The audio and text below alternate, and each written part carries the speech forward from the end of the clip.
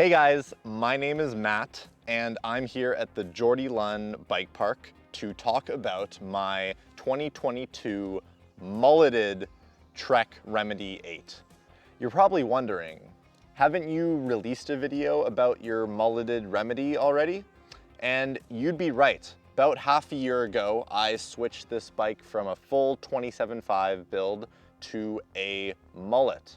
And today, I wanted to talk about my impressions over the last 6 months, but also more importantly, some of the most common questions I get asked on my YouTube channel, which is how I did it, how I'm enjoying it, how you can do it too, how to neutralize the geometry of the bike to make sure it still rides comfortably, and all these questions and more. So today I'm gonna answer that for you and yeah, just talk about the bike.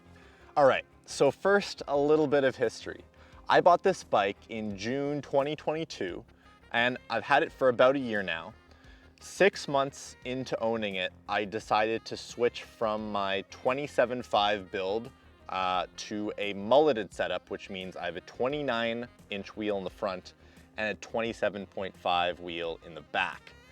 You're probably wondering, why would someone want to do this? Well, for me personally, I built the bike up as a 27.5 front and rear because I really liked the playfulness and maneuverability that offered. But I was riding in Squamish late in the fall and was going down a pretty steep rock roll with a little bit of a divot in it, and my front wheel, which at that time was 27.5, got hung up in it and I went over my bars down about a 12-foot slab. And after that incident, I decided I should probably look into getting a bigger front wheel.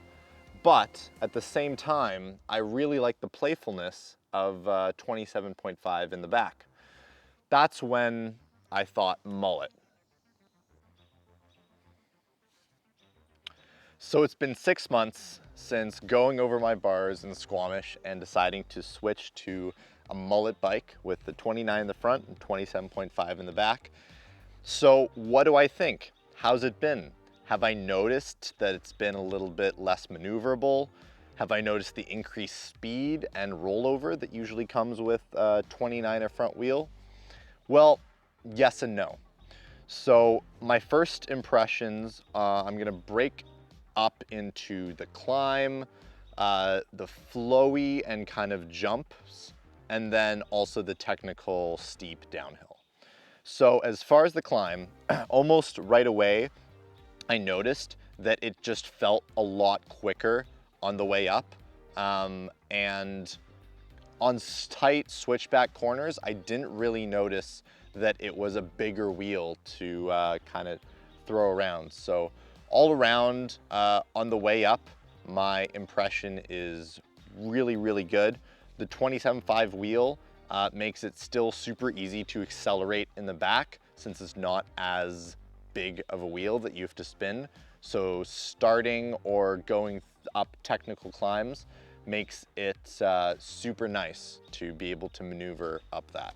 Now let's talk about what really matters, the downhill. Right away, I found this bike just floated so much nicer over the chunky, technical, steep terrain I was throwing at it. It really didn't get sucked into all the little holes. It just like floated over everything. And I would probably say that's because of the bigger front wheel that lets it kind of coast over that kind of really technical stuff. Where you probably think that a 29er front wheel, maybe a mulleted setup, might not be as capable is probably on the flow. I found that on the flow trails, it felt faster, but definitely turning in berms wasn't quite as snappy as my 27.5 build that I was running in the summer last year. I will say though, I was really surprised that on the jumps and on big jumps, it actually, if anything, felt more stable and more comfortable going off those jumps.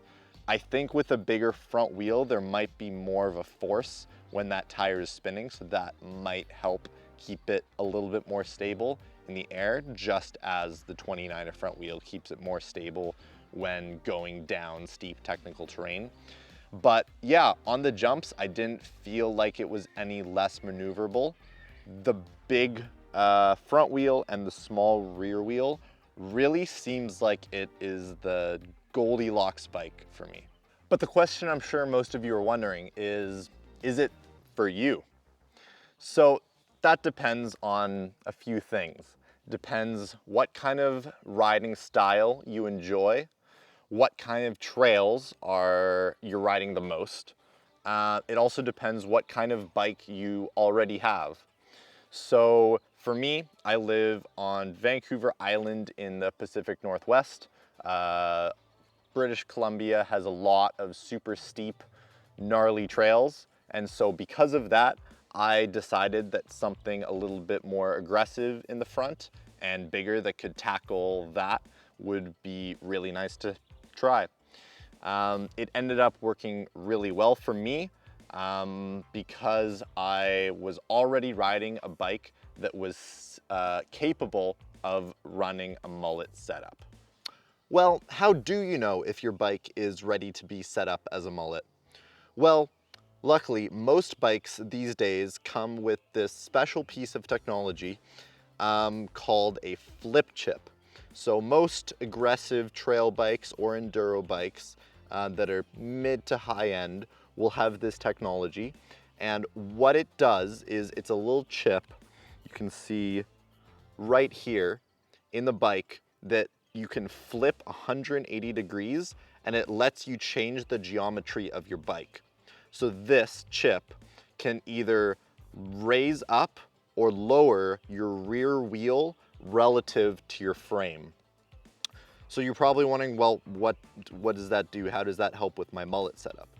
So what a mullet does is when you put a bigger tire in the front, your bike, if sitting level like this, when you have a 27.5 setup, putting a bigger front wheel on will tip it up like this. And typically you don't really want that because that's gonna make things feel a little weird and probably not how the bike manufacturer designed. So luckily with this chip, you can push up the rear wheel that will make it somewhat level again. So that is the biggest thing you're looking for when wondering if you can mullet your bike. And remember, you can mullet your bike whether it came stock 27.5 or stock full 29er, as long as you have some sort of geometry adjustment capabilities on your bike. So if you have a 29er, then what you'll be doing is you'll be dropping this rear wheel down. And if you have a 27.5 at the start, then what you'll be doing is you'll be raising it up to match the bigger front wheel, which is what I did. Another thing you can do to adjust for the geometry of your bike that changes when you add a bigger front wheel, or if you have a 29er and are downsizing to a mullet, then a smaller back wheel, is you can change the amount of travel in your fork. So this bike came stock with 160 millimeters of travel in the front and 150 in the back. I decided that because I have that flip chip that can raise up the rear wheel to help balance the geometry, I could keep my front fork at 160 millimeters of travel. I also wanted that because I like riding a lot of big free ride style, big hits, big jumps and stuff, and I wanted that extra travel in the front. But if 10 millimeters of travel isn't really gonna make too much of a difference for you and you want a more balanced feel to your bike, then you can definitely look into getting a smaller fork for the front, such as 150 millimeter, if in my case, since it came stock with 160. And what this will do is it'll also bring down that front end. Like I mentioned before, when you put a bigger tire on, it angles the bike further up and backwards, and lowering the travel in the fork will bring it back down a little bit. So that's another thing you can do if you're looking to mullet your bike. All right guys, so there you have it. That's been my kind of 6-month review on how I've liked the mullet setup of my Trek Remedy, as well as how you can mullet your Trek Remedy, or for that matter, any other bike you have, as long as it's set up and has the capability to be a mullet.